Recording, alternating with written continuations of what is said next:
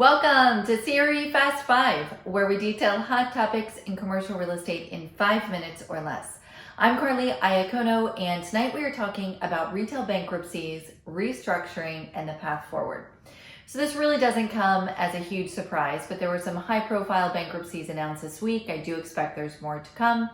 But of note, Modell's, Neiman Marcus, Lord & Taylor, J. Crew, Gold's Gym, another big one. So again, this is the start of, I think, more to come. But instead of just focusing on the doom and gloom and the companies that frankly were already weak to begin with, let's talk about what it's going to take to be strong in retail, capture market share, and be well positioned to move through this cycle. So there are 5 key things here. Let me touch on them briefly and then we'll go through each one in detail. The first is the adaptation of technology, and this is both inward and outwardly facing. The second is defining a very clear value proposition and extending that throughout all of the marketing and branding.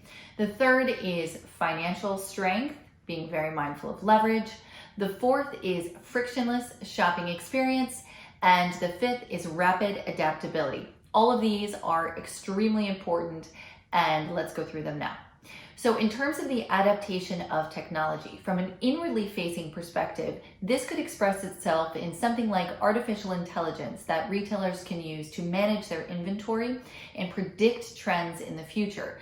So there's some really interesting high-tech data use and I guess analysis going on right now to help predict what the next trends will be, and then also manage those inventory levels.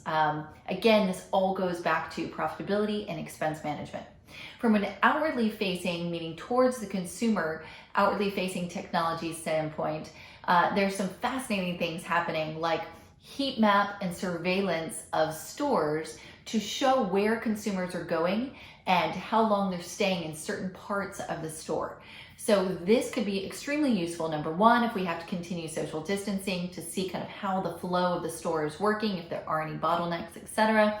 But also to figure out where people are spending the most time, what products are of interest, what needs to be changed, and what parts of the store consumers aren't getting to, maybe just from a flow perspective.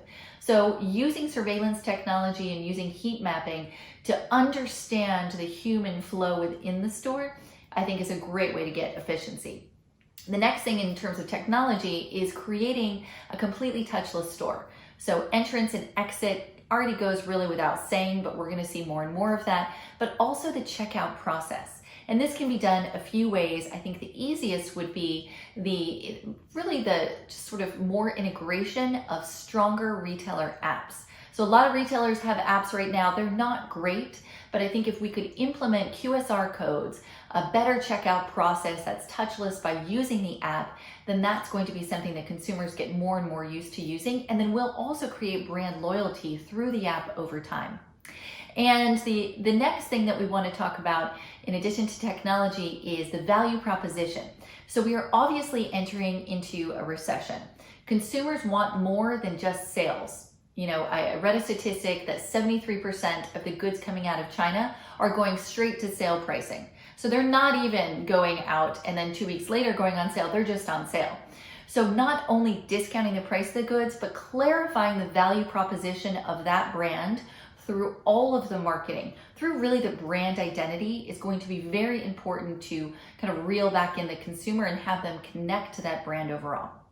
The third thing is financial stability. Now, this goes really without saying, but in the last 7 years, we had a great focus on private equity, high leverage, a lot of really interesting sale-leaseback transactions happen. But what that led to was a lot of retailers and a lot of businesses that are extremely leveraged, and the debt load is crushing them, frankly, right now. So to get through the next 12 months, 2 years, 5 years even, who knows, it's going to take extra cash on hand. The retailer is going to have to be more careful about their expansion and be very mindful about their financial statements. The next one is frictionless shopping. We've talked about this in some of our other episodes. Curbside pickup is here to stay. Retailers, even like Express, which are, just straight clothing retailers, are piloting curbside pickup, along with, of course, Best Buy or grocery stores, etc. So curbside pickup is definitely here to stay. Fast shipping, again, we've touched on this. definitely here to stay. Expected that it will be 2 days, 1 day shipping, etc. And then very easy returns. So just making the whole shopping experience frictionless is going to be an increasing consumer demand, honestly. The last thing I want to touch about is rapid adaptability.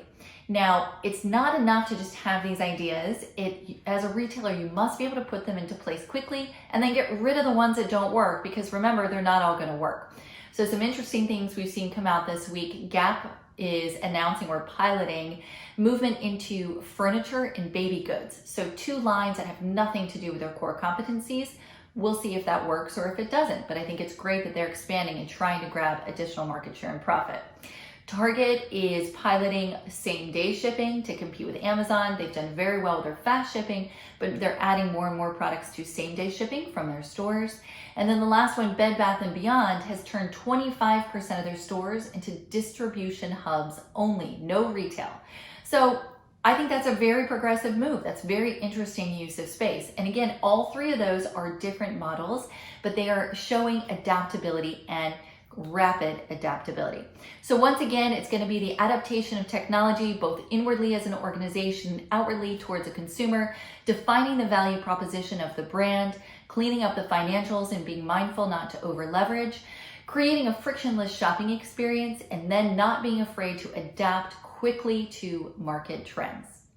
That was Siri Fast 5. I'm Carly Iacono. I look forward to seeing you again soon.